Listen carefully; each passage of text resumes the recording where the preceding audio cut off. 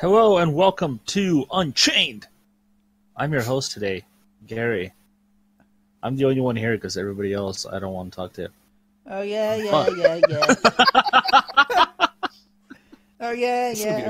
yeah. I'm just kidding. Everybody's here except for Chris because he hates everybody but himself. Welcome to another episode of Unchained. It's Kill me been... now. I mean, yay. Yeah, it's been one of those weeks for Ben. Or it's been one of those 3 days for Ben. No, I'm right there with you. I'll stand right behind you when they shoot the bullet. Yeah. Well, there you go. We have Tim. Tim, say hello. Hello. Good. Moving on. Ben, say hello. Hi. No, I'm just kidding. How are you, Tim? Hello. Tell us what your day has been like. Hello. It's been a lot of farming and a lot of farming and then a lot of farming. What were you farming? Carrots, potatoes? The last few brain cells I have left. I've lost those. That's not that big of a loss. Oh yeah. I mean, grand scheme of things, maybe not. Oh, Don't talk about God. yourself like that, man. That's sad. I know. You don't have to when you're doing it. Wow. Wow. Blame me for all your problems. Wow. I'm going to. So typical. That's the American way, isn't it? Yeah, just blame everybody else. You're right. It is. Ben, Hello.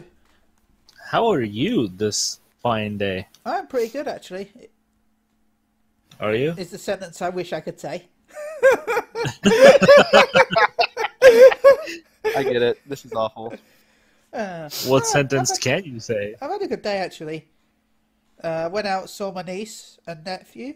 Well, my niece and her boyfriend. Oh my god, I thought you said went out, sold my niece. I got to buy those dragon stones, Garri. Got to buy them. This world tour don't come cheap, Garri. Oh my I god. have stones now for Broly. Oh my god. It's fantastic. Oh my god. I can do 2 multis now. Worth it? Question mark? But yes, you went and saw your niece, and then what happened? We went out. We went to the Chinese buffet for lunch. It was nice. Oh my god, I want. Yeah.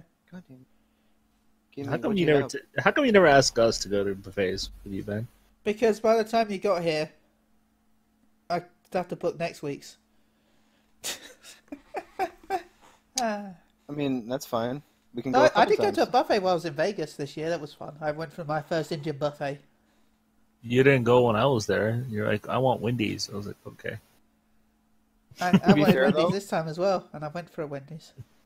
And Wendy's was closed, so we had to go to a different burger place, I know, it was sad. which was pretty tasty. Ben was hitting on the waitress. So it was kind of hot. I was not here. You like watching? You like watching Ben in his element? Is that what you're into? Yeah, because I'm learning a lot from Ben. He's so Like- straightforward. How to talk to Amazing. people like they're people, or is that new? I know. I said hello. How are you doing today? Oh wow! And she like giggled and said, "Oh, I'm so good, thank you." Did you take notes on? I tried to, but it 101. came out wrong. I was like, "Give me my burger, bitch." I can confirm this is what happened. 10 on 10 would confirm. I wouldn't say would confirm, but I can confirm.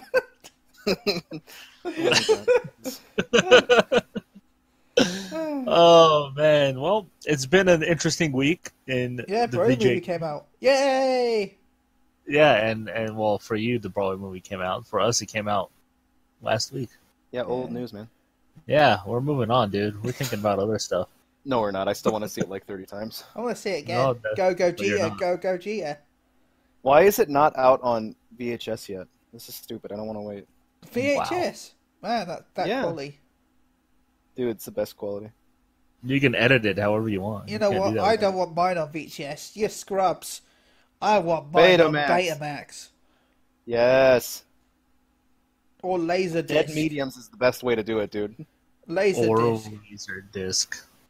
My God. What about them HD DVDs? I'll be honest. When I was because I went to York to go see it.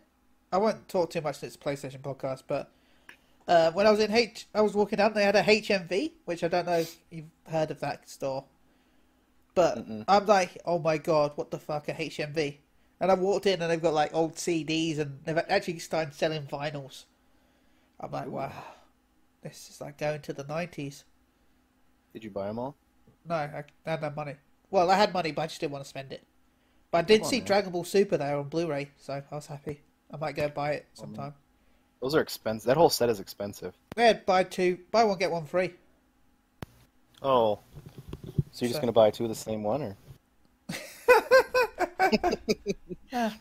I mean, but it's something to think about if you're going to go do it while you're farming the, Yeah. I was watching our anime of the week while farming and other stuff. So anyway, PlayStation. It exists. It exists, and it is directly linked to anime, because everything links to anime now. Yeah. Especially anime. Wow. Especially with all the anime-based games like Jump Force coming out in a few weeks. Si, senor. Still not a full confirmation for JoJo, though, so too bad for you. I guess I don't have to care that much then, that's fine. Weird lollipop sucking for you. Aww. This is my life, man. I'm never going to find happiness. I'll give you a lollipop, and you can suck on it if you want. I'm going to call you 50 Cent from now on. That's how much you'll spend on the lollipop. And then $40 to ship it to you. Oh my god. Oh wait, that's to Ben. Sorry, I forgot. Wait, only $40? More like $100. Oh god, so terrible. But yes, video games. Nice big demo came out for people who pre-ordered a certain game called Anthem. I paid the real monies for it. Yeah, you did pay the real monies for it. I feel bad for you. A lot of controversy going into it. A lot of people are pissed because they get to play it without paying a dime for it because of the friend invite that they have. Which I thought was a nice. To be honest, I like that. I thought it was a good idea, but I could also see people who don't have friends who did pre-order it. Are pissed that they paid money and others didn't, and they get to play it at the same time. All I want to say is, if you don't have friends and you're buying Anthem, why are you buying Anthem? Go buy something else. This is a fantastic point that we're going to get into right now, Ben. We have been playing Anthem. Well, you more than the both of us. Yeah. Or both of us, as in me and Tim. We got to play one day. We didn't get to play yesterday. I played but we did get to play. You played a little bit yesterday. Yeah. I want to get your thoughts on it, Ben, because you are all about the multiplayer, unlike Tim and I, who are, hermits and lazy asses who don't want to play with friends. There it is. Tell us your opinions of this Anthem VIP demo, which I might add, I don't know if this is the actual final build. I don't think it is. It's probably an earlier build. It's 2 months old, this build. Okay, it's 2 months old. The game has gone gold. Yeah. So tell us your experience. They said about 6 to 8 weeks. I can't remember exactly how many it was. It might be a month and a half, actually. So, but yeah, from what I could tell, the gameplay itself is fun. I enjoyed flying around and being Iron Man. That was what I wanted this entire time for this game. I knew from when I saw it, oh my god, it's like Destiny, but instead of Guardians, you're Iron Man. So, as Garri knows, I picked the Hulkbuster armor because yes, he did. Once you unlocked it, which needs buffing, in my opinion. It's not that good. It does have it feels too squishy for something that's so massive. Especially as it has no shields. But I can see how it becoming more overpowered later on because you'll get upgrades. So we'll see. I did the first few missions in the beta, and then I went into a free work realm, and it was nice just bumping into people while you're running around in free realm. Though it does seem a lot limited compared to Destiny with the amount of players, and the map isn't that big, so hopefully there's more maps. Otherwise, it's going to be a bit boring later on. Yeah, I don't know if it's spread up into regions because the area that we were playing in It didn't look like anything that they've shown off in the trailers. No. At least the open areas. So it's probably not just one big open world. It's just in sections. But yeah, no. I enjoyed it. Yeah. I enjoyed, playing with you guys, flying around, shooting some dudes up. It was fun. I like using the abilities. I think some of them are really cool. I like. Yeah, go ahead. I like the fact that I've got a flamethrower now. Even better. Is that an ability or a weapon? It's a weapon. It's an ability, but then like you can find more abilities from doing missions. You just equip them onto your armor, and you unlock the new abilities. Like I found a laser that you can shoot out, and I found some other stuff like that. So would you call it a weapability? Oh, yeah, a weapability. Weapability. My God. But yes, it took me way too long to think about that. My brain hurts. I like the fact that you can change up so many of your abilities that you get from loot systems. Pretty much, it's a loot system mechanic. Everything is based on the loot that you get, and I actually enjoyed that. You can even craft weapons though, which is nice. Yeah, well, if you get the materials, you can craft weapons, and then you can take like the first weapon that you have in a game, your standard assault rifle, and then you can craft that assault rifle as, an epic weapon later if you get the materials, which is pretty cool. And you get the materials, but just by dismantling weapons you get from missions if you don't want them. Mm-hmm. All the weapons seem to use the same sort of base materials. It's just the final material is what determines if it's rare or not. So nice. No matter what rarity you dismantle, you'll always get the base ingredients to make weapons. So if I dismantle an epic weapon, I won't get epic materials? You might get epic final material, but you'll still get all the other materials as well. Okay, yeah. That's what I thought. Yeah, no, it was fun. It really was. I truly enjoyed flying around and shooting stuff up with you guys. Yeah. But there are some very growing and fundamental problems with Anthem. The first and biggest one, in my opinion, the entire interface and menu system is Sorry, Garri, I can't understand you. I've got to press L3 to invite. Oh my God. It literally is one of the worst I've ever experienced in a video game. Half of the time it doesn't even tell you what button you have to press to do something. Yeah, you have to call Chille to do that. Yeah, like you can go in and customize your javelin, your armor suit, and you can change the colors and stuff. And literally, it does not tell you at all how to do that. And Ben had to explain it to me like 6 times before I got what he was trying to tell me. And you pretty much have to press right on the D-pad while on the material that you want to change the color of. And it does not tell you that at all. And it's so bad and so infuriating. And yes, you have to press L3 to send an invite. You have to press R3 to confirm a mission. It's like, what? Who uses those buttons as your main buttons to do stuff? It's just insane. Like, press R3 now, Garri. Press triangle now to punch stuff. Yeah, Tim enjoys pressing triangle to melee. Tim, how did you find Anthem's awesome interface?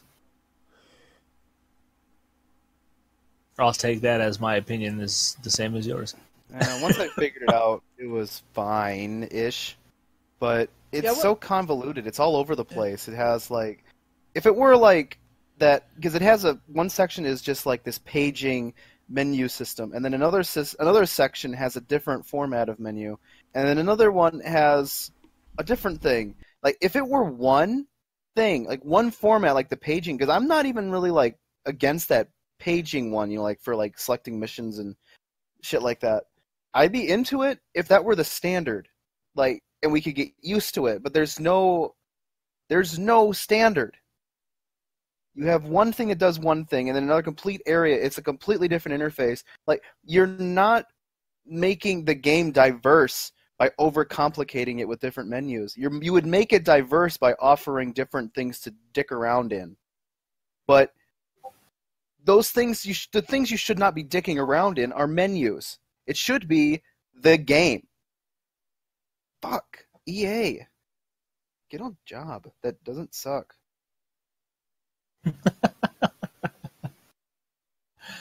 But yeah, what do you think of the whole first person, third person thing? Because I think it's pointless. I don't understand why it's in first person in the hub world and third person in the outside world. Because reverse Destiny. Yeah. I love the third person combat. Yeah, but there's no point of being first person. I think they just didn't want to make fucking character models. I think that's it too, because then they'd have to go and create a whole new different set of animations as well. Because obviously the same walk animation is not in, the javelin suit. Yeah. Stupid. Yeah, it's weird that they decided to go that way. I think they gave it a story reason though, if I'm rightly. I can't remember what the stupid story reason was, but they did give it a story reason. Of why it's... Is it that cloning device? It's something to do with the devices that make you go into the javelins or something. The Jabberwockies? The Jabberwockies, yeah. My Jabba baby walkie! The javelins. Mm. The javelin. The javelin walkies. The Jabberwocks. Let our craziness be a lesson. Don't play World Tournament in Dokkan. Yeah. Yeah. Don't. You wish you knew beforehand. Or just get your 20 wins in a row and be happy with your life. Anyways, it's not happening. A lot of problems still. People still can't get in. It's got that loading screen glitch that never loads, so you got to restart your system and turn it back on. Yeah, in fact, I told Garri how to fix that as well. Yes, you did. Cause I was like, oh my god, it's not loading. I can't play this game. Tim could never play with us at the start because he always had to shut down his system and go back in. Yep. It's a hot mess. It really is. And even though if it's 2 months old, I feel like 2 months old, they still should have had this shit figured out. At least when it comes to the server side. And this random ass glitch that stops the game from loading. This is not something that should have been missed so late into development. It's not a good sign. And I feel like the final launch of the game is going to be very reminiscent of this VIP demo. It's next week. Next week. No, I don't think so. But everyone's like, "Oh, next week." I'm going to wait till next week when it goes open. I'm sat here thinking, no, worse. It's going to be worse. Next week is going to be hella worse. Yeah. Mm-hmm. Everyone's like, "Oh, it'll be fine next week." No, it's going to be dead. It's dead, Jim. Good reference. Because right now, it's only people that wanted to pay money or a couple of friends. Next week, everyone can just download it. Well, you can download it from the store now, but everyone will be able to play it next week. Imagine what the servers are going to be like when all the people that aren't going to actually buy the game decide, oh, it's a free game this weekend. Oh, I'll get to try it. Oh, I'll download it. It's free. And the servers are like, hello, goodbye. Hello, yeah, it's not going to be pretty. And we talked about BioWare in the past, but if we're going to say that BioWare's future is in the balance based on how well this game does, I think they're done for. And again, I know this is 2 months old, but there's nothing in this that I saw that was going to keep me playing for a very long. Yeah, no. Yeah. And even though it's fun to fly around and stuff, the worlds are super empty. There's not much to do. It seems like it's going to be just a super farm fest with minimal depth. Which I'm fine with, actually. I'm fine with Super Farm Fest. I'm just not fine with this. Right. I mean if there were depth I will to buy it, a launch because I'm weird. But I'm only buying it because it's going to kill time until the Pharmacy 14 expansion comes out. So, But you have Warframe, though. yeah, true. Yeah, and it's sad because Dragon Age is in development, and I fear now that it's never going to come to be if this game does not perform well. And from what it looks you'll like, get a book. Yeah, I'll get a book. Good luck with that Goddamn.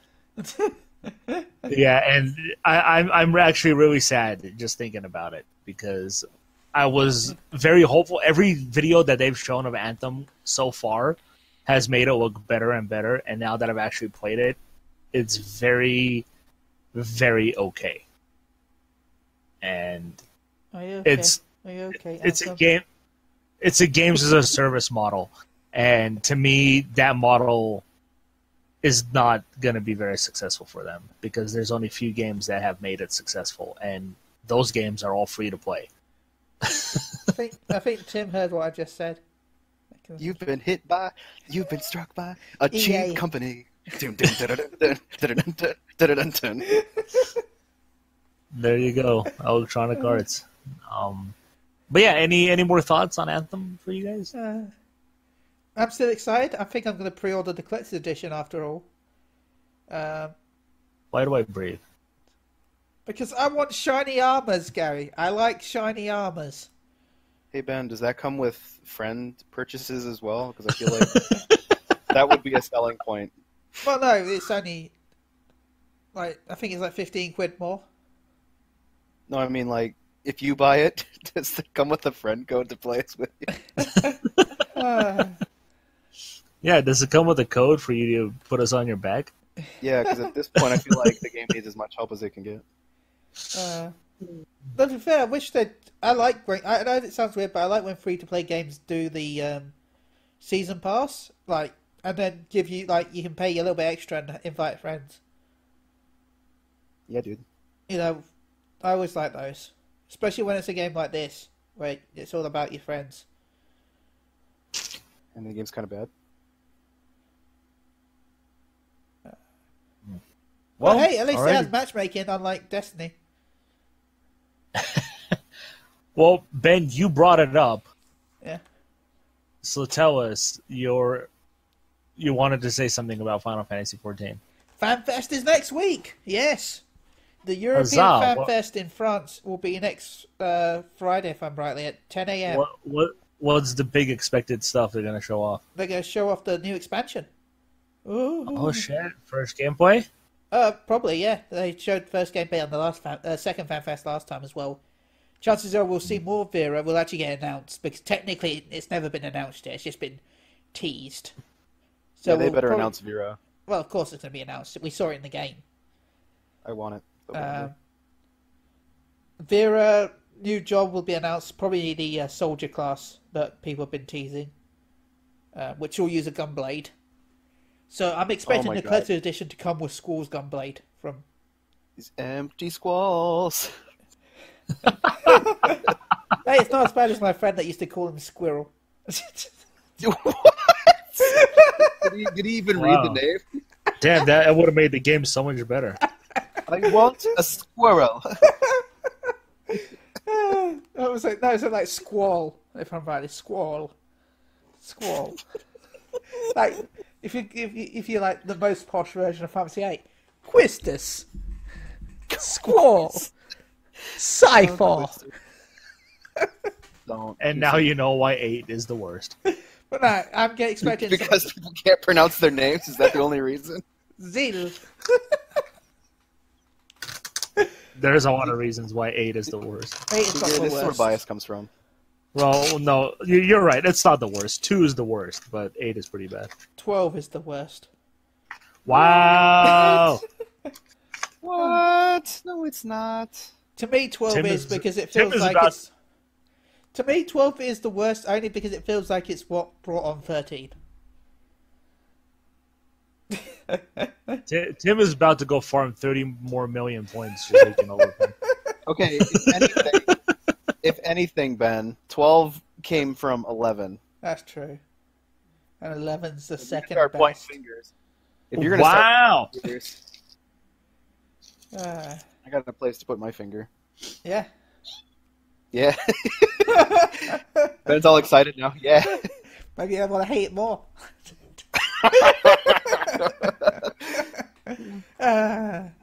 Anyway. 8 fingers. So, it'll be an hour and a half this time, which is half an hour longer than the North American Fan Fest.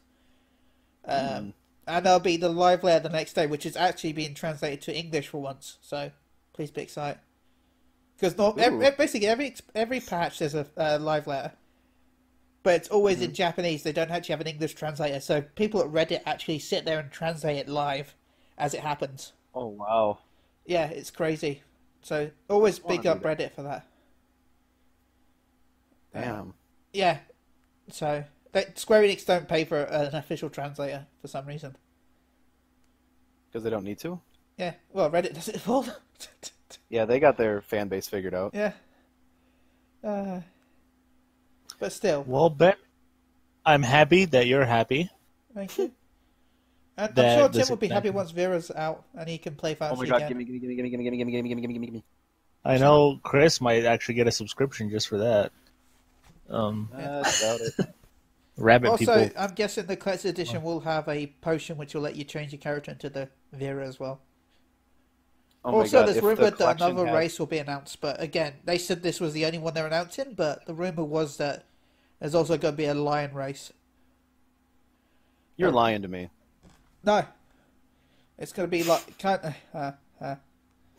See, my Yeah, brain's Final so Fantasy dead. 14 is like a furry's dream come true over here. But Why I are you not suppose it's going to be kind of like the Kamari race. The Kimari? Yeah.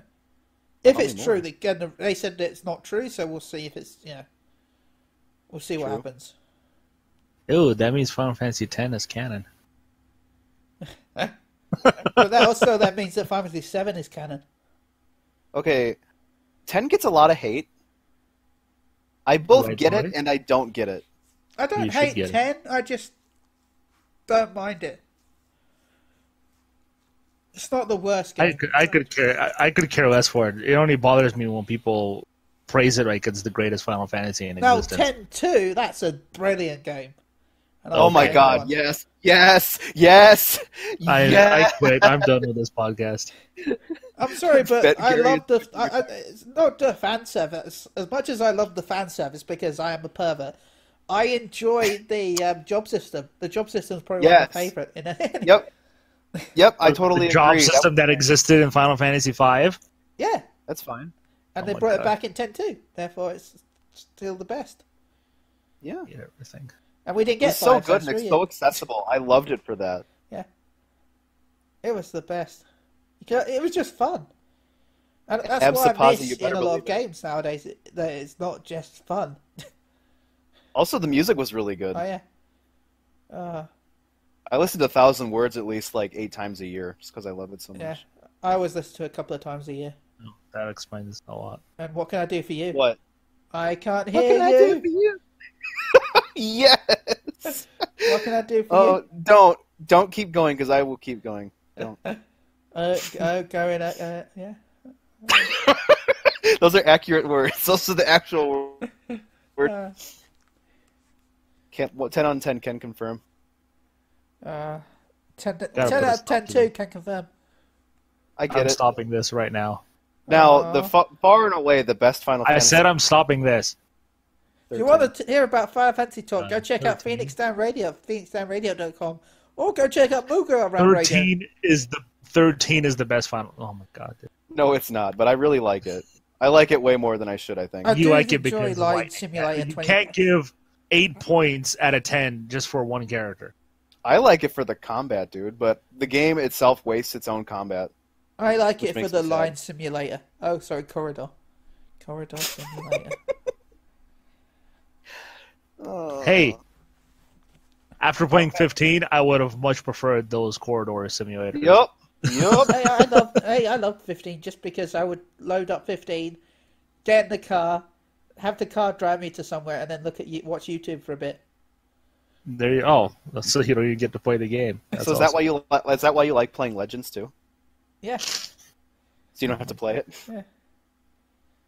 Sometimes I can't you believe don't. looking back, I can't believe I platinumed 15. I still can't believe I haven't played 14, but I'm lazy. Dude, I need to do The that. Platinum in 15 is easy. Just takes what? 6 Platinum in hours? 14 just takes forever. Yeah, It's easy too. It just takes ages. I want to get 14 done really badly. Just need to do the fucking leave quests, and then I'm done. Can we do them together? Because I'll Yeah. do them with you. No, Will you you just won't. go pantsless the whole time? It'll be I'll awesome. just carry you. Why? Well, I'll carry you. Just I said when you come on next, I'll just carry you through Twin Tanya. Then you'll get that trophy done instantly. I love you. Oh my god. Anyways, moving on. Gary's going to carry us through the podcast. While we Yes. Put us on your burly shoulders. There has been some recent controversy with Assassin's Creed Odyssey's second DLC story pack. There's 3. Third one's not out yet.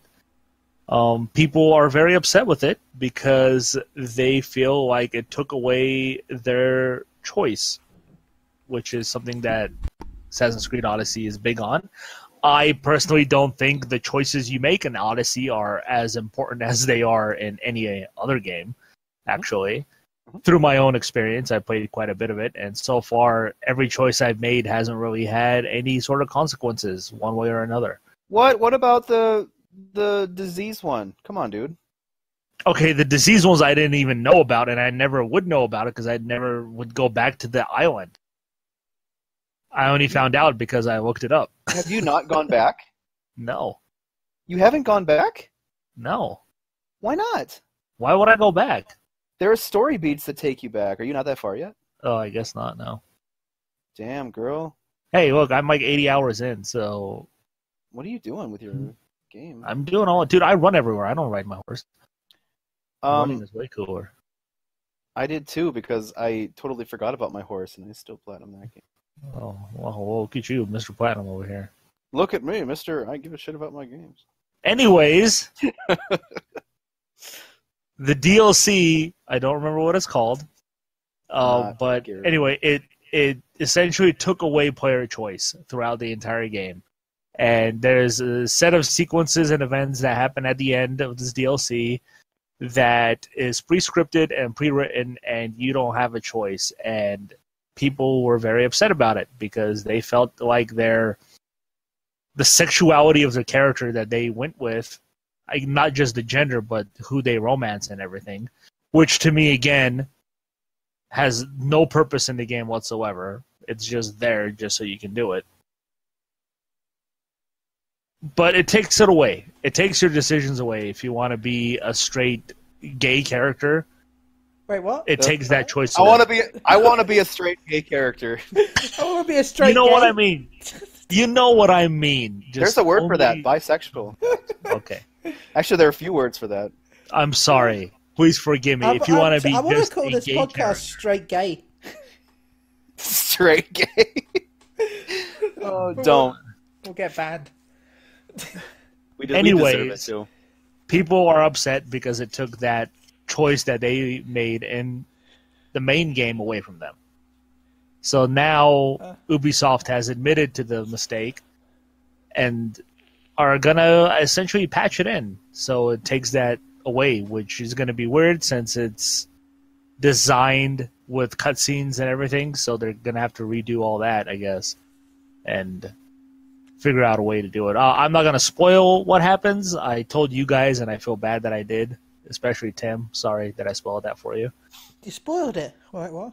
You know, I don't really know because He's a straight with gay. my playthrough, yeah, I did both. I was both basically because that Well, yeah, you represents just sorted her out. You've said it multiple times. no, that represents me, man. I was like, hey, I like this person, gimme. Hey, I like this person, gimme. So That's how I yeah, play. there you go. And see, that's where my big problem with it comes in. Is like the relationships you can have in that game have no real purpose outside of just doing that. Yeah, I wish that were a thing because there were and that's the thing with this game too. Like, I started building a fondness, like a personal fondness with certain people, and by the time it started to really like feel like a thing, it just got cut off.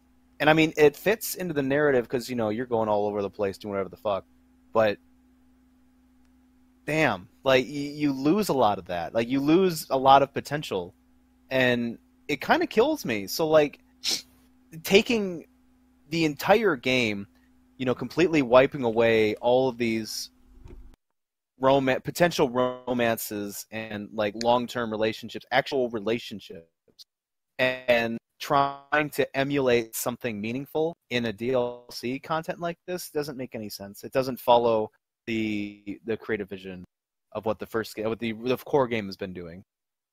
So like if having the option to do that stuff could be there, but it shouldn't be something that's forced, and it should not be a narrative dependent situation, honestly. Yeah, but see, that's where I feel like a lot of the problems would have come in the main game, is if they forced you as a female character to only be able to date male characters, and with the male character only female characters, then you would have had that opposite controversy where, oh, Ubisoft is going against this and they're not letting us have gay characters. So either way you're going to look at it, people are going to be pissed. Yeah. And I get it why they did it for this DLC, because it is crucial to the story and what happens. But I also get why people are upset that their choices don't matter.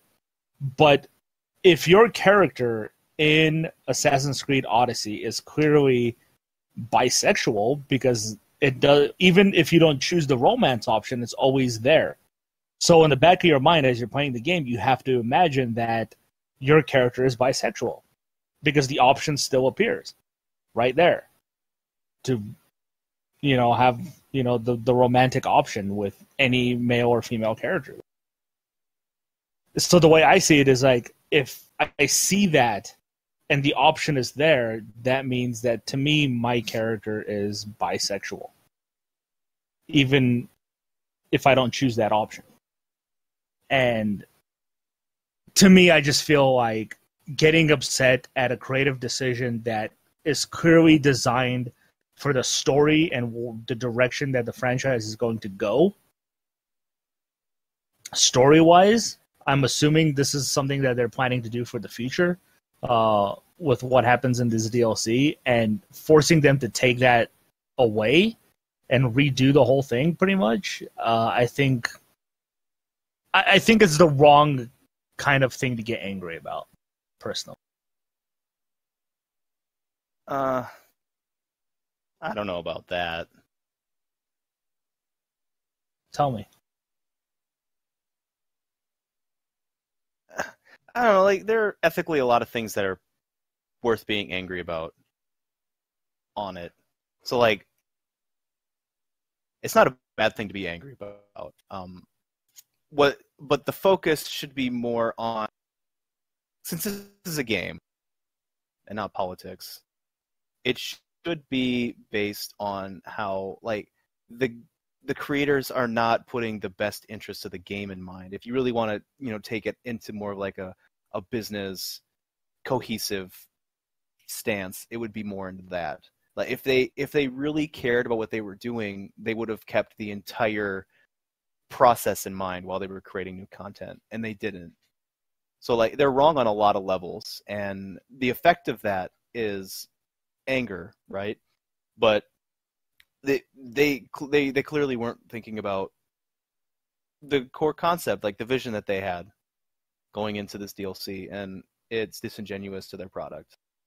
And then it vicariously becomes disingenuous to its players, because players do best things and they become personalized with the things that they play, because that's the point. Like, with all media, like, the point is to be, if it's good media, it invests the consumer.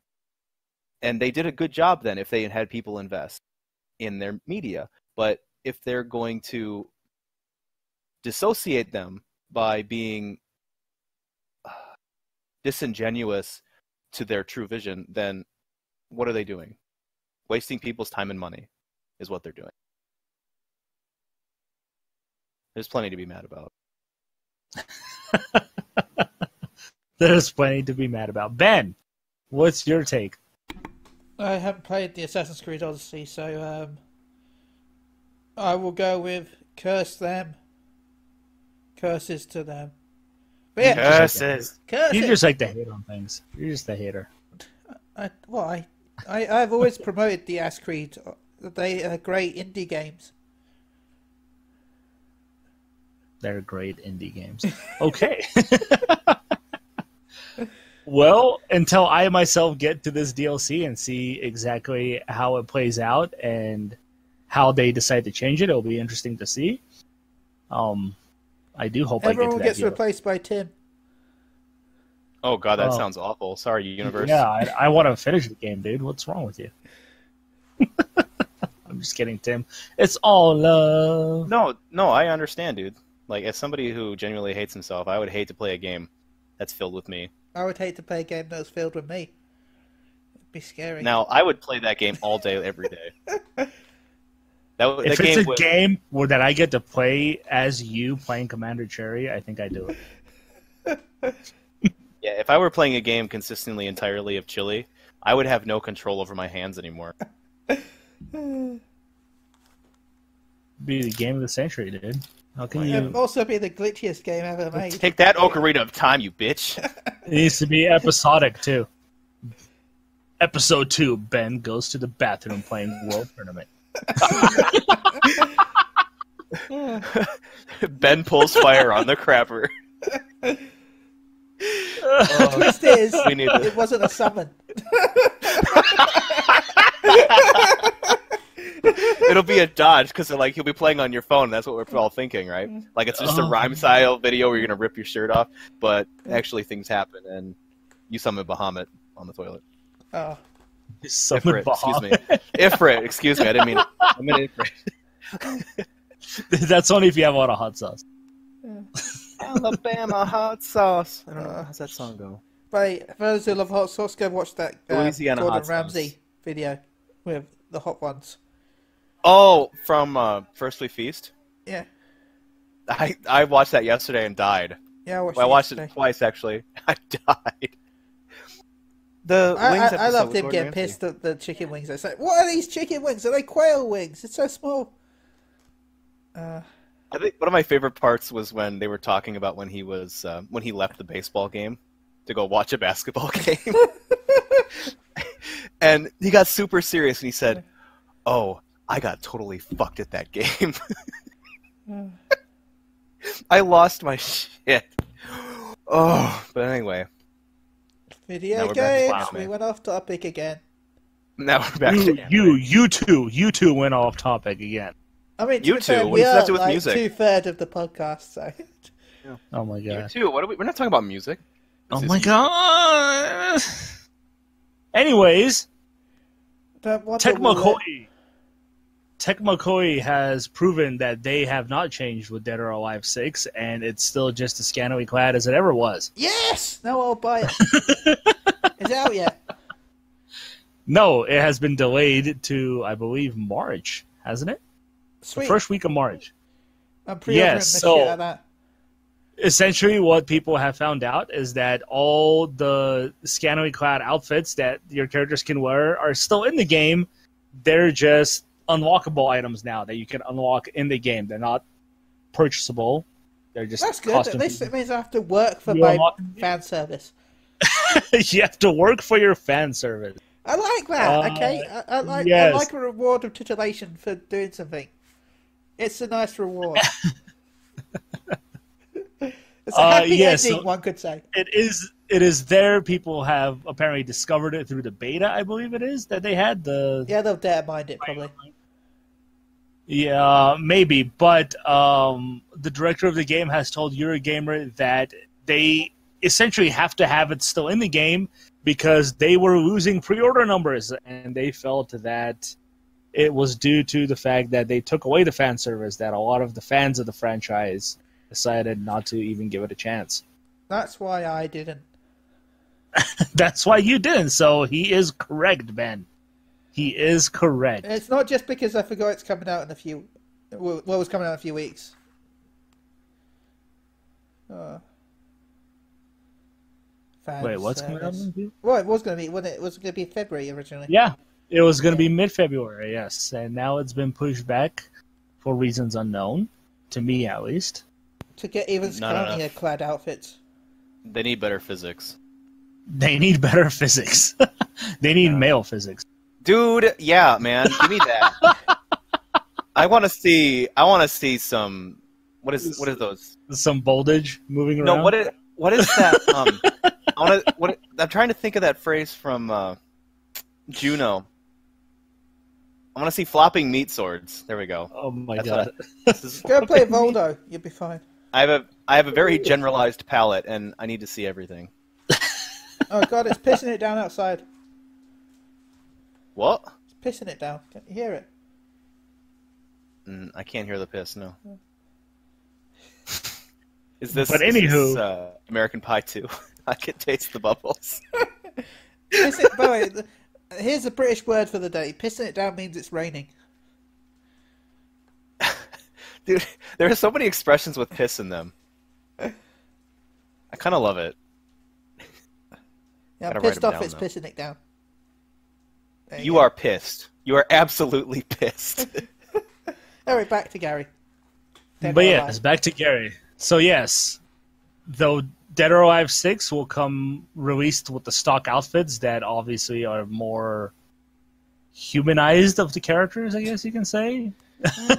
Generic. But generic. Oh my god. But yes, those outfits and her character's original costumes, such as Kasume's, blue robe thing that's pretty much butt naked, is going to be in the game. And yes, you can customize your characters, much like you can in Tekken 6 and Soul Calibur, or Tekken 7 and Soul Calibur 6. And Xenoverse, sure. I mean, can I wear bra and panties with your Majin Chille? I wish you would. That's what I'm saying. No, like you, while you play games. Oh, okay, I'll do it just for you, Tim. Thank you. By the way, can I bring up the Dragon Ball game quickly? There's rumors that the Dragon Ball game is coming out. Well, we don't know release, probably this year, I'm guessing. Is that being announced now, actually? It was an action. They teased it at the Shonen Jump, didn't they, thing? I know, but there's supposed to be an announcement today or something. I saw... the tournament is today, yes, so they'll probably show off... They'll probably show off Jiren, and they'll probably show something of the action RPG that they're working on. It's supposedly made by CyberConnect. Yeah, Nano was talking about it. There's supposed to be an announcement today. So. Oh my god. Am I going to watch esports today? No. I'm actually going to give a shit about esports? It'd be on right now. It'll probably be on right now. They're probably going, and here is Jiren! And then... I don't think it's on right now, because it's in New York, I believe, because it's the New York Red Bull tournament Live thing. from New York. It's sad. No, I don't think. I think it's in a few hours. Oh. Or the case by the time you listen to this. 2 p.m. Bandai Namco announcement. A few days ago. 2 p.m. Pacific. Oh, so it's in a half an hour. There you go. If we make this podcast go long enough, we could announce it on here.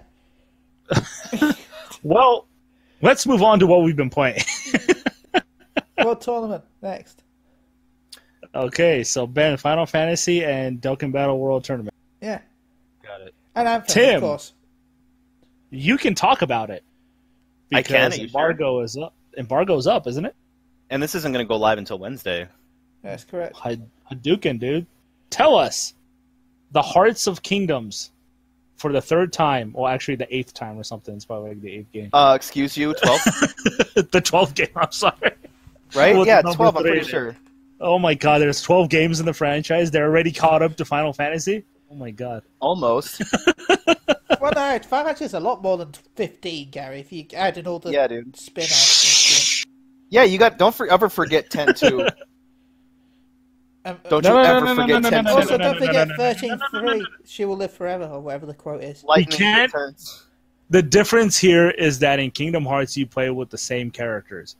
In Final Fantasy, you play with all different characters. That's lies, That's really not true. That is a blatant lie. And I didn't even play the spin-offs, and I know that. Yeah, no. Nope, you play with the main cast of characters. Sora, Riku, and whatever the other 3 guys are. Nope. Yep. You also have Ventus, Aqua, and Terra in Birth by Sleep. Who are part of the main storyline. right? It's all connected. Okay. Final Fantasy isn't connected. Oh my god, Garri, your logic is making it so that you're not going to be wrong. But he's so wrong that it hurts. Yeah, he's wrong, but he's saying it so he's not wrong. Yeah, because I'm not wrong.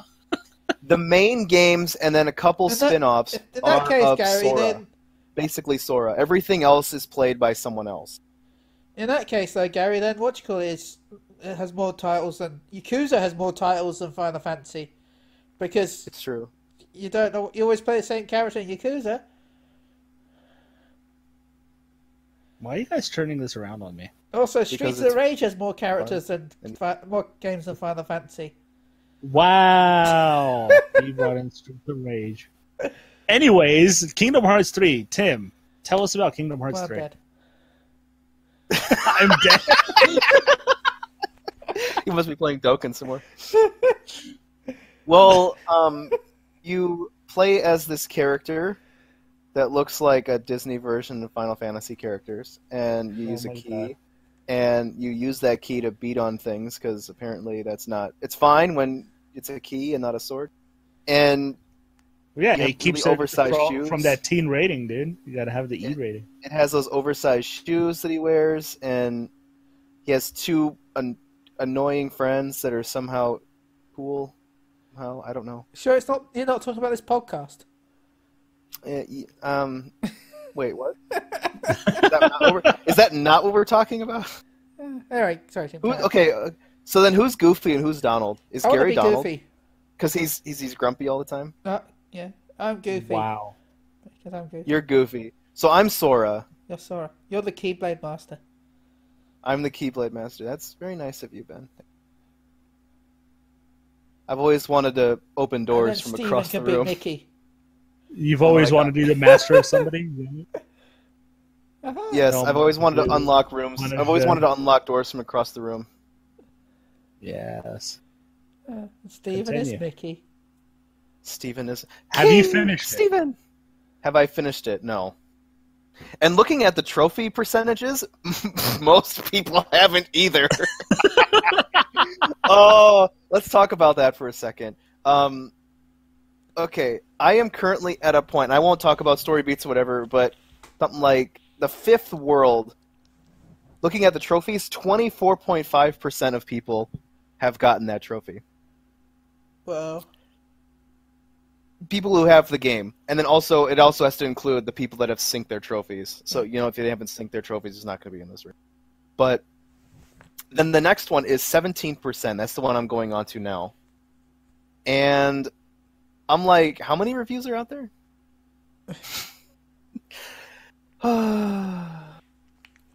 It's good times. Trophy. We talked about this with Resident Evil 2, where. When we looked at our trophies for Resident Evil 2, this was a day before the game came out, Thursday. We saw that 96.1% of people who had played the game already and who obviously have seen their trophies reached the Raccoon City Police Department. That's like the first 3 minutes of the game. Yeah. How is that not 100%? Yeah. And then you see this insane drop of 30% of people who finished the statue puzzle, which is literally the first puzzle in the game to move on with the story. Yeah. So 30% of people just essentially gave up. Oh, currently now the game. Okay, the game is out now, right? Yes. Resident Evil 2 is out. That first trophy is at 97.4%. I'm not really sure still how that's not 100%. And then I don't think there's any trophy that is 100%. I think there's... Oh, no, I found one the other day. I gotta find it again. Oh, man, where is it? I had one. Oh, I think it's in the... Yep, here it is. Kingdom Hearts Point 2, Birth by Sleep, A Fragmentary Passage. The first trophy, begin a journey to escape the dark world. 100%. I can send you a screenshot. Holy shit, that's a miracle. Yep, I found one. I looked at it the other day and I went, holy crap, it's a... Oh, holy crap, it's a miracle! And then you had to say something, so I had to bring it up. But yeah, so 30% drop to the first puzzle in the game. Yeah, and that And puzzle then is it now at just 70 points. goes downhill, and then we got to the trophy where it's like complete the game on standard difficulty, right? And what was it, like 20% or something like that of people who were reviewing the game, and maybe people who had got early copies or whatever from stores, and who had seen their trophies. Literally, only 20% of people finished. Yep, and not like all the different versions of the game or the different things. The first ones.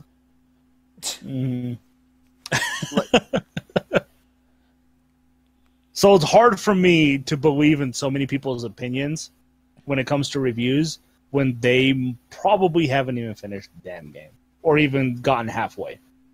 Right. Oh, 10%.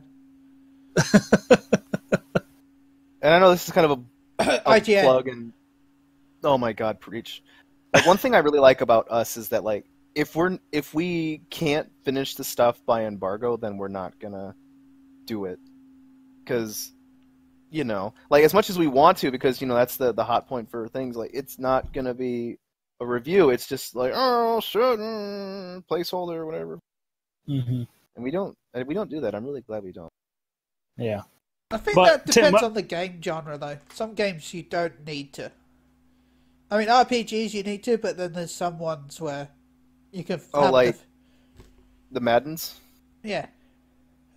Mad. Or the FIFAs. The FIFAs. The FIFAs. Well, there needs to be a meteorology game. I don't know why I just thought of that. Oh my god. I would buy Dokkan, you've destroyed my brain. I need to go to bed. No, Tim, more tournament for you. No, stop it. Tim, tournament. Question then for you. Actually, a couple questions. Has there been any surprises in Kingdom Hearts 3? I don't want you to give me specifics, obviously.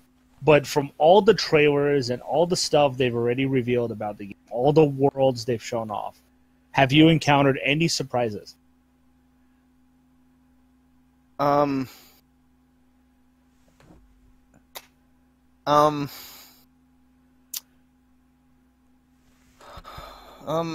do you want me to answer this question? Just with a yes or a no. Oh my god, it's not as simple as yes or no. Tim, just let it go. Let it go. Let it go! Okay, are there any surprise worlds that we have not seen? I haven't finished the game. I can't answer that. I can tell you that. The guy said that there won't be any, so they've literally shown everything in the game. Well, they said something like a month ago that all the worlds that were revealed were all the worlds of the game. Yeah. That's something. There's no surprise super, like, chocolate donut level. So in the early, like, 10 hours of the game, there have been some not like life-changing, but like twists, surprising narrative beasts. Narrative beasts. God damn it, Dokkan. Narrative beats. And taking me for a loop for a little bit, and then I got to thinking about them, and it's those kind of things that, like, I'm not super like intimate with the Kingdom Hearts lore. Like, I haven't read the side stuff, and I haven't, gone in super depth with some of the things, but I've gone through all the games, and I've consumed it as well as I can, and I think I did it in a pretty good order, too. I had some direction from one of our guys as well, so that helped a lot leading up to this review. But some of these narrative beats, like, so far are intriguing, and in terms of surprises, I guess, there aren't any surprise worlds, but the one surprise that kind of came out of left field, and I don't really think I want to talk about it, like, in specifics, but a certain thing came up, and I didn't really know about it, and I don't know how I didn't know. I really don't. Like, thinking back in this moment, thinking back to all the trailers and stuff that I watched, I've seen this character, this Disney character. I've seen it in trailers all over the place, but I didn't associate it with anything. And that character popped up in this section of Kingdom Hearts, and I just fell in love with everything within that bubble in the game. And like, as kind of like clicky and kind of weird and like gimmicky the Disney aspects of these games can be at times, like I really fell into it and I loved it. I felt it. Like I totally get why they wanted to, and I totally get why people liked it. I've gone through all the other games, right? But it was in this one when I really felt why it works for so many people. And it's just that one point where you need to like resonate with it, and then kind of everything else falls into place. You know, like whether it's clunky fall into place or it's clean and simple and clean. You know, whatever it works. It eventually works. And there's something. This is kind of something I wanted to talk about. All in all, it's that even though Kingdom Hearts is quote convoluted, it's not. It just has a lot in it. And a lot of things to catch up on if you haven't been caught up on it. Like, you can call Metal Gear Solid a convoluted plot because it has a lot going on. But if you go through them, it becomes fairly straightforward, just like anything else.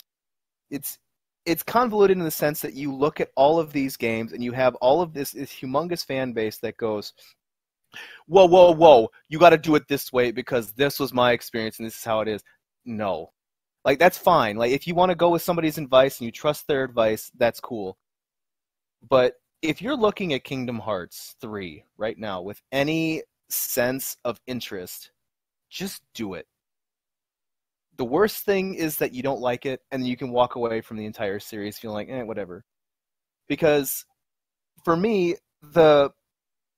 it's been the random things that happen within this franchise that have anchored the franchise for me, that have given me something to come back to and fall back on when like the weird and the awkward and the obtuse things just kind of, you know, come out of nowhere and do weird things. Like and evenly so, like, as much as I've grown accustomed to hearing Goofy do his like, gosh man, maybe it's this thing all over the place. Like, I roll my eyes at it, but I've still, like, come to terms with it. And there are things within Kingdom Hearts that you come to terms to, just condition to it. And it becomes fine because there are aspects of the game that you really can find in it that are just super cool and super charming. In particular, I really love Axel and Ventus and their relationship, and I love Riku's story. I really feel like he should have been the main character, but it wouldn't have been very Disney. So I get it, but I wish it had been Riku because Riku's cool. But like, there are things in these games that have it, and they're going to be random. Like, trying to anchor yourself on a mountain of mythology and things like, and backstory and things like that is just asking for failure. Like, it sounds like work. Just start somewhere. You're gonna find something that you're gonna find something anywhere. It's gonna be random. Like, don't expect it to be this thing. Because I played the first game and second game way back on PS2, and like, they were fine. Like, you know, I was into them when I played them, and then I kind of just went off on, you know, my own tangents and kind of just didn't get back into the games until very recently, when I went to go back and, like, because Birth by Sleep is what got me back into it, and I really loved the trichotomy between Aqua, Ventus, and Terra. I loved everything about it, and that became my first anchor. And the next one became Axel and his association with his position within Organization 13 and then in relationship to everybody else. So, like, it's not so much about looking at the package as a whole. Like, that stuff comes with time. It's whatever.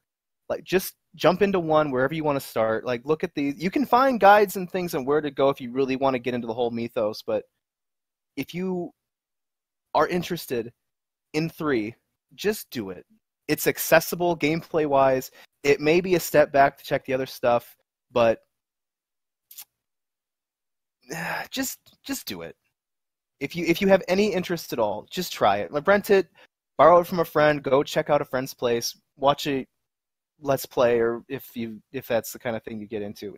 The complete edition's not that expensive anyway, so if you really want it, no. just buy the complete, because you get everything. You get all of them, including Kingdom Hearts 3. The story so far, it's a pretty good package for $60. You get all of the games. That package has got both length and girth. And that's what you need. So you're telling me I can just jump into 3 and not care about what happened to all the other ones? Well, no, I'm sure you'll... Yes and no. I mean, if you ultimately care, like if you go through it and play it and you're like, I want to know more, you can go back and check the other stuff. And like with the way that the game is delivered in such like random increments, the way you consume it isn't necessarily, directly related to your experience, like in terms of it being a good one or bad one. Like you can kind of just jump on a game and you're like, oh, I like this, I want to learn more about this. And then you jump into a different game and you learn more. It's whatever. Like when I'm always gonna, situations like this, I'm always gonna compare to my time with Metal Gear. Like my very first exposure was Metal Gear Solid 2. I had no idea what the shit was going on with anything ever. Except I still loved it. I everything within the confines of the game, I totally understood. But everything that was a reference to there, I missed and whatever. And like, oh, okay, that's to this, whatever, fine. But it didn't mean anything until I went back to those other ones, and I felt. And then there was a point at the beginning of the second game, after I'd played the first one finally. After I played 3 finally. Once that came out, I played 3, back and right, up and down, left, front, and backwards, like a billion times. And then I went back to 2 just because I was doing a bunch of just music, video, AMV kind of things for the games because I was a loser. And I remember seeing one of the scenes at the beginning of 2 when Ocelot comes in and takes over the ship. And I can't remember the exact line, but it was something referring to, I abandoned her during the Cold War. And that line made no sense to me until I played 3. Until after I played 3, and I came back to that line again, and my mind was blown. Like, and it's those kind of things, like you don't necessarily need it. And you can kind of get a different perspective when you go back and forth between the games and you see things in a different order. Because there is that level of association in the Kingdom Hearts franchise. So like you don't necessarily need to see it in order. Like you can see it in these fragmented memories, reference. But like it's not super dependent. Like that's one thing I've learned on this. Like you don't need to see this as like a brick wall you have to climb. And you don't have to see it like foreign policy either. You can just walk into it and be like, okay, I'm going to start cold. I'm going to start fresh. I'm going to just do this. And like you find something and you get rooted to it, and then it kind of, if that happens, everything else just kind of falls into place naturally. Just let it, if you want to try it, do it. And if it becomes your interest, just let it happen. It can be silly, it can be awkward, but it can also be super charming and super cool. And yeah, it's been a very interesting journey for me these last like 3 or 4 months. I'd say it's worth a shot, definitely, easily, yeah. That was a whole thing. A non-believer becomes a believer. You heard it here. I'm a believer. I can see if I try. Ben, is there anything unique you want to talk about that you've been playing? I don't really think so. Dreams, but I think that's still under. Is that under DA? I don't know. Yeah, it's under DA. Curses. Even though anyone could apply for it, curses. Yeah, unfortunately. I mean, we could talk about what we've seen online of people who don't care about the NDA, I guess. Well, I guess we shouldn't really because, Nope. Don't do it. No. Okay, we won't. Well, Tim and I, we have been, like we've mentioned, playing Resident Evil 2 Remake. Though Tim has gotten to the point where he hates the game because he doesn't understand it. I have... Dude, I am going to punch your face. Like, digitally, somehow. I'm going to find a way.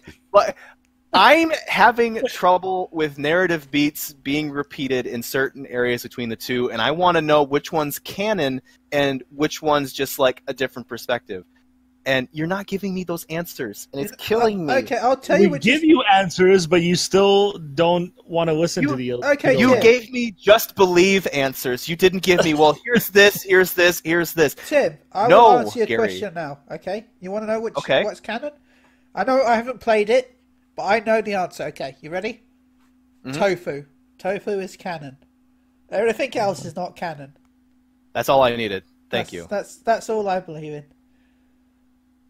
So I told you, tofu. As far as my knowledge goes, Leon's A and Claire's B. Now, this was originally, because originally A and B were vastly, vastly different than what they are in the remake here. Yeah.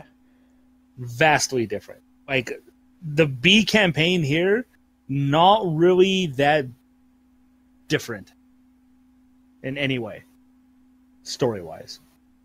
But in the original two, they were vastly different campaigns. That's what I'm saying. Oh, yeah. So you're telling me I should go play the original? Well, I told you to do that like 7 years ago, but... 7 years?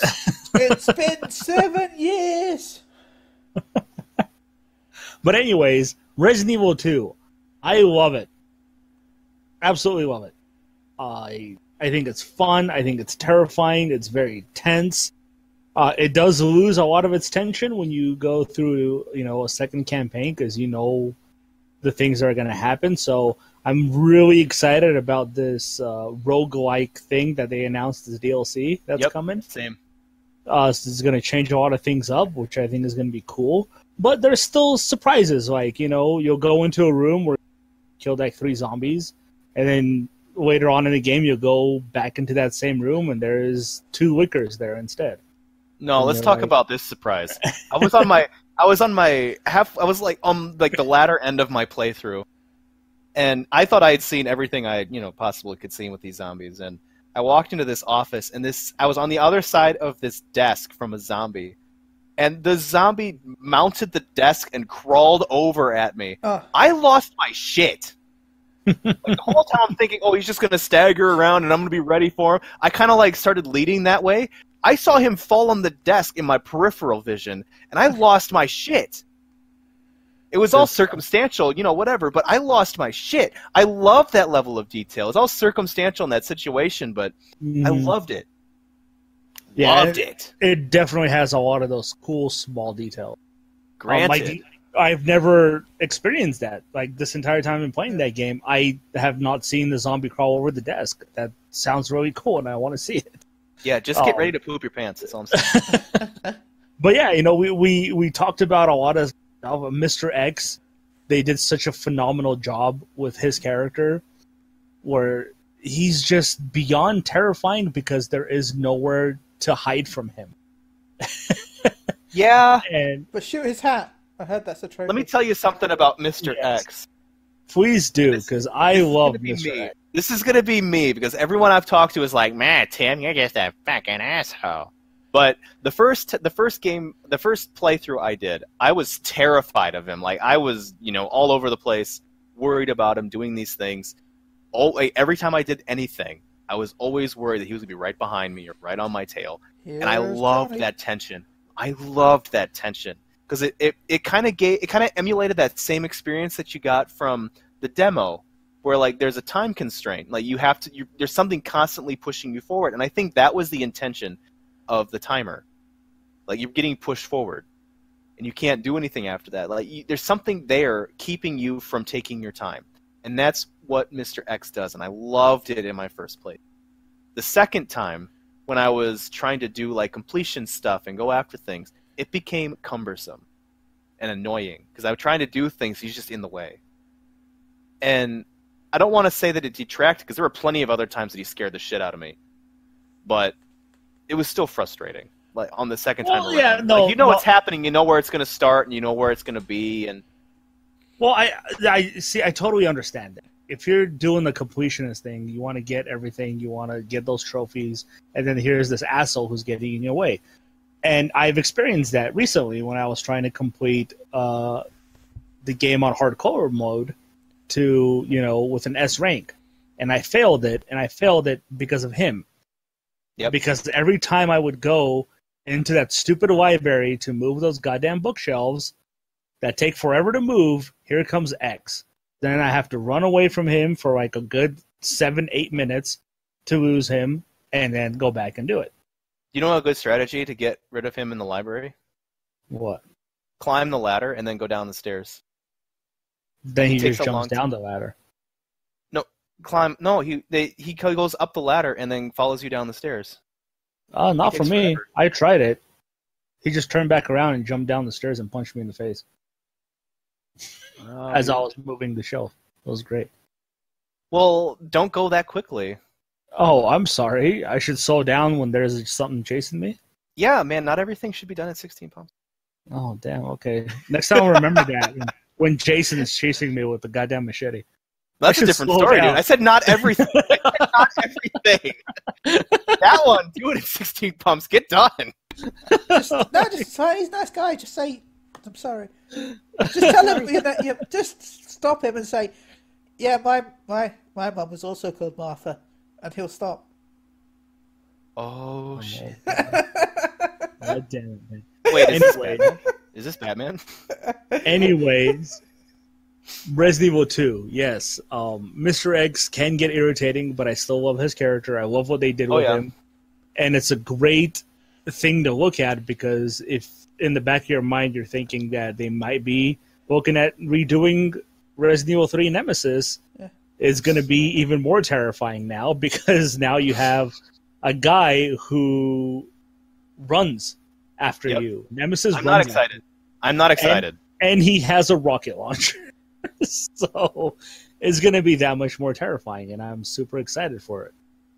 If, they do decide to redo 3, which from rumors are saying that they are. You have to know, man. Like, with this one hitting so much hype and doing so... You have to know that they're going to. I don't even know what the numbers are for this, but I promise you it's doing well. It's called Resident Evil 2. It's one of those, like, because the first one was good enough to warrant the second one, and everybody loves the second one. Toey's on the phone with me right now saying they're not sure about this idea you're making, Tim. Who? I said Toey's on the phone with me about this idea. What's my idea? Get it? Strike it while they're hot, but at the same time they're not doing it because they suck. Oh, you're telling me they're gonna strike it even though it's not hot because Dragon Ball. Anyway, back to Resident Evil. Yes, back to Resident Evil. The gore is amazing. Oof. The RE engine is something else. It's probably one of the most innovative, I think, engines when it comes to the things that I love in video games, which are small details. You can't touch the Frostbite engine. Oh my god, no, their engine is incredible. Like, I thought it was good in 7, but clearly it was the first game to use, and clearly they've learned a lot more that they can do with this engine, because holy shit, when you're shooting a zombie and you see the skin and the muscle tissue come off of the zombie, and you see the bone, and it's so nasty looking, it's just incredible. You shoot off their head and chunks of brain just remain on the ground. And the biggest thing for me, and to this day, I've never seen a game do this. I literally haven't. Every zombie, every monster that you kill in the game stays where it fell. Yes. Yep. The bodies remain for the entire campaign. Yes. It is incredible. I have never seen that. It's such a cool touch, because it gives you this idea that, because there are certain points where they also are taken away. Like I think they go from being zombies to lickers, right? Is that a thing? No. Lickers, I think, would eat them. Yeah, and that's what I mean. Like lickers don't become them. No. Like, you can go through a room a bunch of times and you see the bodies there, but then you go through it again after a certain point and they're gone. You know something's happened. Mm-hmm. And it's really cool. Like it's so indicative of what's going on, but it's like more of like a foreshadowing precursor thing, as opposed to just being like, "Oh, look out for this shit!" Ha ha ha. It's just wonderful. Like those kind of touches. It really is. And I know you've listened to me badger on about like my frustrations with the game in general, but those are such like microcosm things to the grand package. Yeah, and it makes it so, like, to me, it just enhances it so much. Because it makes it feel so much more realistic that way, where the bodies just stay there, and you're just like I thought they would disappear eventually, like after you go down into the tunnels and to the sewer system, and then you come back. I would expect the bodies to be gone, but nope, there they are. Right, and it's incredible. It's absolutely incredible that they're able to do that, and it's not just zombies; it's everything that you've killed. The bodies will always be there. And like I said, the small things, like if there's a zombie standing in front of Mr. X as he's coming at you, he doesn't just walk through it or walk around it. He literally punches the shit out of the zombie to get it out of the way. And I love watching it. I don't know if you've ever seen it, Tim, but like there's a zombie standing in this hallway, and I see Mr. X coming, and as he's coming, he just backhands this zombie, and the zombie just goes flying. It was so good to see. Made me happy. Made me really happy. But yeah, good stuff. Resident Evil 2, easily one of my favorite Resident Evils now. In the past, the original Resident Evil 2 wasn't one of my favorites. It was good. It was great, actually, but it wasn't in the top 3 of my favorite Resident Evils. This one, easily in the top 3 now. And it's good for you too, Tim, because this is kind of like your nice big introduction to old Resident Evil, right?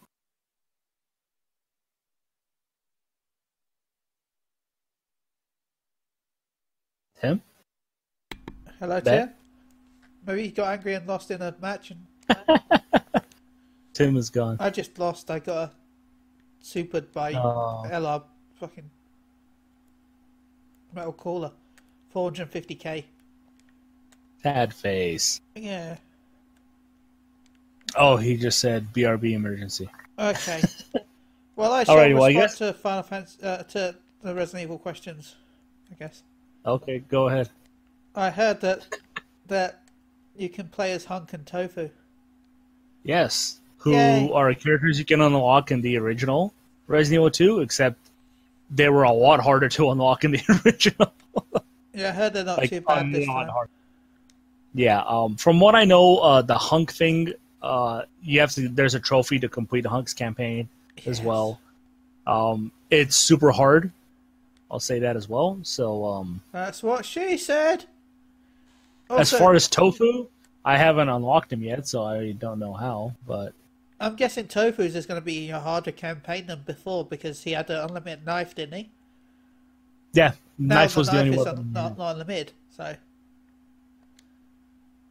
Tofu is not unlimited. Well, maybe he gets actual handguns. The normal knife isn't unlimited, is it? You can unlock an unlimited knife. Okay. Yeah. So maybe he'll start with the unlockable unlimited knife because otherwise it'd be unfair. Unless he Either way. Unless imagine if they've like made different asset knives just for Tofu. Gold-plated knife, a diamond knife, all the knives. All the knives. Well, I guess that's it. Yeah. That is it. Shoutouts, Ben. I'd like to shout out to RV Ale at She Heals I Tank, Twitch.tv says She Heals I Tank, for buying me the Emerald Carbuncle mount and the Emerald Carbuncle outfit in Fantasy 14 as a birthday present. So thank you to RV Ale. Also shout out to my friend Reese on PSN for also buying me the box step from the Mog Station as well. So I've got a new emote for my character as well. Thank you, Reese. A shout out to Maelstrom Radio. Go check them out. Twitch.tv/Maelstrom Radio. Another shout out to She Heals I Tank at Twitch.tv/She Heals. Also a shout out to Phoenix Down Radio at PhoenixDownRadio.com. Also a shout out to my podcast, Moogle Go Around Radio, which is a Final Fantasy based podcast. You can go check them out. Twitch.tv/Moogle Go Around Radio. I'm actually working on the official website for that. We've got a new logo, which was done by the amazing Fancreed. I will post some details of her in the description. Go check her out. She does amazing work. Also, go check out our Twitch, twitch.tv/PSU Live, because we're close to 600 followers. I'll be streaming again this week, as always, from 8 o'clock till 10. So go check that out. Shout out to Garri and Tim. Oh, and shout out to Alfonso. We miss you. 2 hours of sexy time with Ben. That's what you should call it. Oh. There was a little bad stream yesterday, but yeah. Anyway, carry on, Garri. Yes, for me, shout outs to you guys, of course. Shout outs to Fonzie, who I was hoping was going to be here. We can talk about the Brawley movie. Bro, go cheater, go cheater, go cheater. Yeah. Please don't. That was one of the worst parts of the movie. It really was. So bad. I wish it didn't even play the Blizzard song, the one for the trailers. I didn't hear it at all. Yeah. Okay. Yeah. But yeah, shout out to my boy Ed. Thanks for hanging out yesterday. It was fun. Titanfall 2 still best FPS. But yeah, and shout out to Chris who abandoned us. He'll be back. He'll be here for the anime cast, which will be recorded after this, but you'll hear it before this. He better be, otherwise bad things will happen. Otherwise, I'm probably the only one that will talk about Sailor Moon Crystal. Yeah. Tim, unfortunately, had a poopy emergency. I think he pooped his pants. I said that on live air. I'm just kidding. He didn't do that. I still miss you. And he had to run off. Yep. The Tyrant appeared in his home. Mr. X. But Tim wants to give a shout out to me and to Ben for being able to join us on the podcast. Shout out from Tim to Fonzie and Klaus. He misses you guys. He wants you back. And he also told me to tell all of you that I am the greatest thing that he's ever known. And yeah. Oh God, I'm stupid. I mean, that's the show. That is Unchained. You know, I'm going to end it with the meme because I feel like that's how Tim wants to end it with. End it with a meme. Go for it. No, I've been your host. It's going to hurt my soul saying this, but I will. Go on. Okay, go for it. Oh yeah, yeah, yeah, yeah. Oh yeah, yeah, yeah, yeah. Oh yeah, yeah, yeah, yeah. Oh yeah, yeah, yeah.